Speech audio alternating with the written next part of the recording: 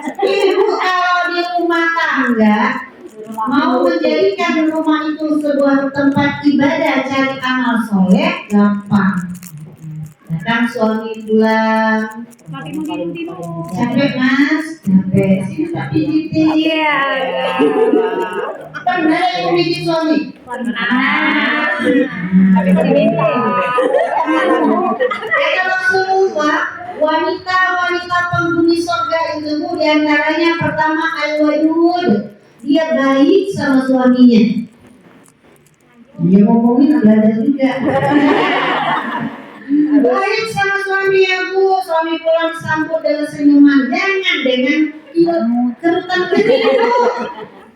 Ibu baik suami nanya mana dong ya? baliknya barang dari mancing. Mancing itu mending cewek. Suami pulang disambut, kemudian bikinin teh manis atau bikinin kopi, ya kopi cyanida bu. Jadi buat suami senang. Jadi istri-istri yang soleh itu adalah istri yang selalu menyenangkan suami. Al-wadud, baik sama suaminya dan selalu memberikan kemaslahatan buat suaminya. Yang kedua, istri yang soleh adalah al-wadud, yang punya banyak anak. Ini anak bekerja semua. Artinya punya banyak anak, dan anak itu dia selalu merawat anak-anaknya dengan ikhlas. Diberikannya pendidikan agama, diberikannya kasih sayang yang baik. Suami balik, bang, anak belum mandi. Bang, susu habis. Dulu udah di kantor atau di tempat kerja suami sudah pusing bikin hutang. Sampai ke rumah tambah pusing. Ujung-ujungnya bu, suami cari perempuan. Nauzubillah ini. Jangan bu. Yang terjadi adalah status sudah berubah menjadi janda juga, anak kehilangan kasih sayang. Makanya jadilah wanita-wanita yang bisa memberikan kebaikan-kebaikan kepada suaminya. Yang ketiga ibu, istri yang mampu melayani suaminya kapan suaminya minta. Wow. Iyalah. Bukan hanya hadisnya. Wow. Suamimu pulang dari cari rezeki, ketemunya sebulan sekali. Ibu sampai rumah pakai daster koyak. Tahu suami pulang tuh bu capek, dia kadang nggak butuh makan bu, dia butuh makan itu. Jadi kasih jatah suami supaya suami itu terpuaskan. Ini banyak ngeles. Kok ngeles bu? Tengok bang kena jemur tau gak? Jemur artinya lagi udah bulan, hati-hati. Ikhlas melayani suami itu pahala. Kan dikatakan dalam satu malam ketika suami minta jatah, hati-hati, gak dilayani, malaikat akan melaknat wanita itu sampai pagi hari. Dia bukan suami.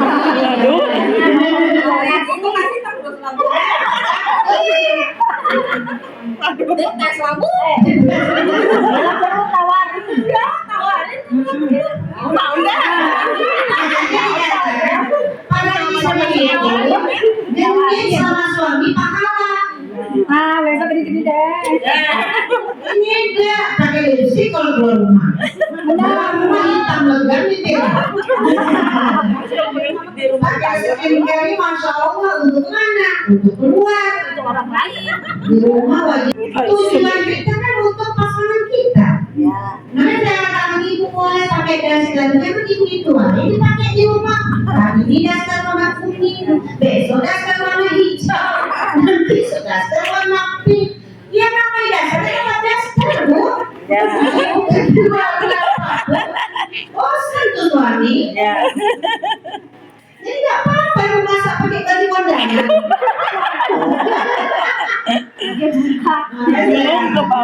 Pinter ibu, sekarang baju yang dingin di rumah, yang modis-modis kan banyak. Lagi yang seksi. Daripada suami minta melirik tetangga sebelah atau melirik kawan di tempat kerja, kan ibu juga yang terbakar api. Iya. Berbuatnya kotor itu boncengnya tuh tinggal loh. Padahal apa?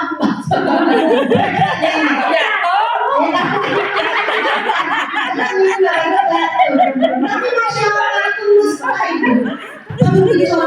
Beda Bu kalau di kampung. Beda. Iya, kakek kalau pelukan yang kayak gitu takutnya sampai orang. Pasti Bu.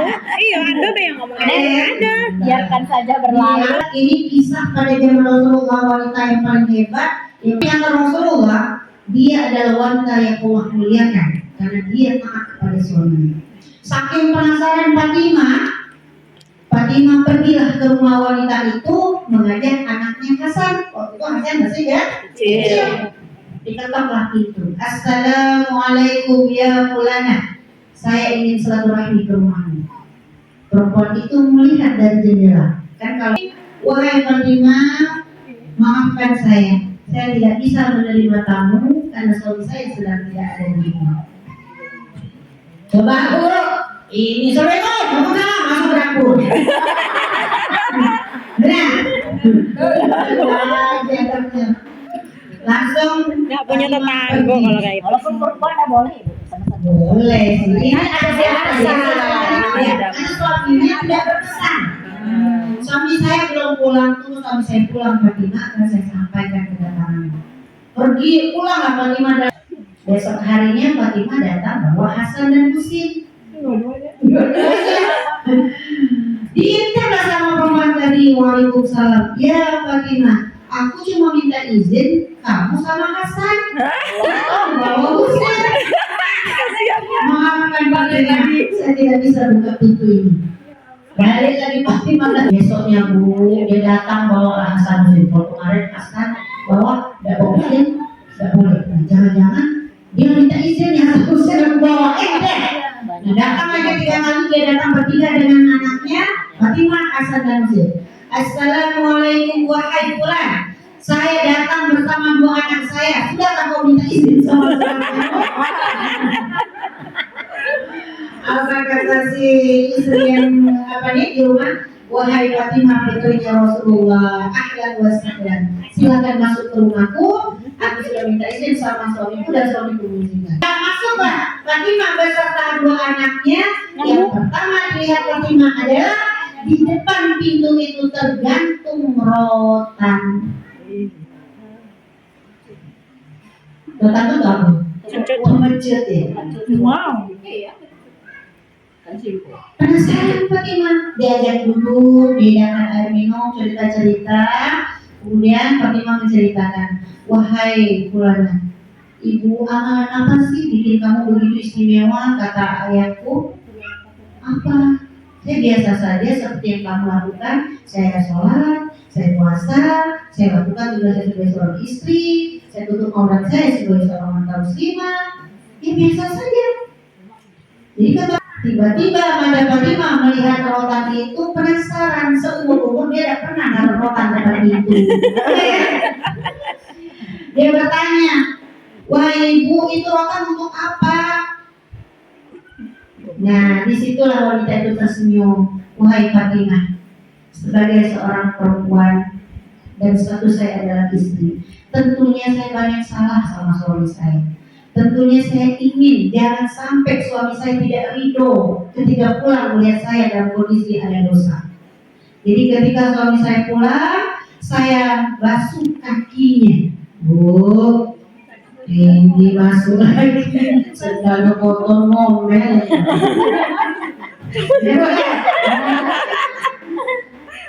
Saya lap badannya, saya sediakan air panas untuk dia mandi, kemudian saya siapkan makanannya. Setelah kenyang perut suami saya ambil rotan itu, saya serahkan kepada suami saya. Wahai suamiku, apa dosa dan kesalahan saya hari ini, maka hukumlah saya. Masya Allah, Bu, takut tidak sama ini. Karena dia soleha, Ibu, suaminya bukan memukul, tapi ditaruhlah rotan itu, maka suaminya mengambil tangannya, mencium telapak tangan istrinya, mencium ke istrinya dan memeluk istrinya, mengatakan, wahai istriku, aku ridho kepadamu dan tidak ada kesalahan yang kau lakukan hari ini. Masya Allah Ibu, Kalau suami ridho, bu, surga rasanya. Ketika seorang istri meninggal dunia, bu, yang diminta kepada suami adalah, wahai Fulan, ridhokan engkau ketika suami istri meninggal. Kalau dia bilang ridho, ibu, itu dosa-dosa istri berdua, dan Allah mengampuni. Makanya suaminya menilai Bang Ridho atau Bang Kodi. Udah nikah lagi, Bang. Makanya suami istri itu kalau saling memaafkan, itu ibu rahmat Allah datang di rumahnya. Ibu tahu nggak bagaimana bentuk rahmat Allah ada di dalam sebuah keluarga? Enggak. Pertama, selalu membuat suasana rumah itu damai. Ya Mbak ya? Ya. Jarang ada pertengkaran. Harus ketemu. Anak-anak kita itu mudah diatur, mudah dinasehatin. Laki-laki itu paling senang dan wanita yang lembut, penyayang, dan suka mengalah. Masya Allah. Sekaya apapun ibu dengan harta warisan milik moyang ibu, jangan sombong dengan suami. Ya. Sehebat apapun karir ibu di luar sana, jadi direktur atau jadi kepala dinas, di rumah tetaplah posisi ibu sebagai istri. Tidak boleh menyombongkan diri dan tidak boleh merasa kita individual, merasa sangat mandiri. Jadi posisi seorang istri di rumah itu tetap akan menjadi orang yang lembut, meskipun suami itu di bawah kita posisi jabatannya ketika di luar rumah. Bisa dong? Insya Allah. Di wanita itu ibu memorinya itu dalamnya. Masa-masa waktu baru nikah dulu pengorbanan dia jual cincin emas, cincin kawin. Itu diungkit sampai anak lagi selesai. Pada lakinya lupa. Apa laki itu kesan? Dulu cerita jual lah bang, modal itu. Ikhlas dan ikhlas, tapi aku terus. Udah lagi bisa hati bu.